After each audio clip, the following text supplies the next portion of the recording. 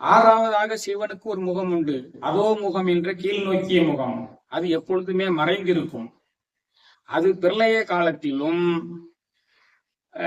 சூரபத்மன் போன்ற அசுரர்களை அழிப்பதற்காக சிவன் தன்னுடைய அம்சங்களை தோற்றுவிக்கும் போதுதான் தோன்றும். அதான் அதோ முகம். அதுவரை மறைந்திருக்கும். 5 முகங்கள் தான் வெளியே தெரியக்கூடிய முகங்கள். அதில் சிவனுடைய கிழக்கு நோக்கிய முகம் தற்புருடம் என்று அழைக்கப்படுகிறது. அது பொன்னிறமாக இருக்கும்.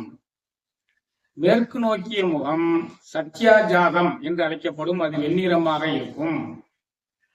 தெற்கு நோக்கிய முகம் அகோரம் என்று இருக்கும். அது கருப்பு நிறமாக இருக்கும்.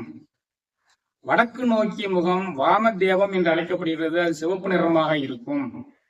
மேல் நோக்கிய முகம் ஒன்று உண்டு. அது ஈசான முகம். அது பளிங்கு போல் இருக்கும். நிறங்கள் ஓர் ஐந்துடையாய் என்று இதைத்தான்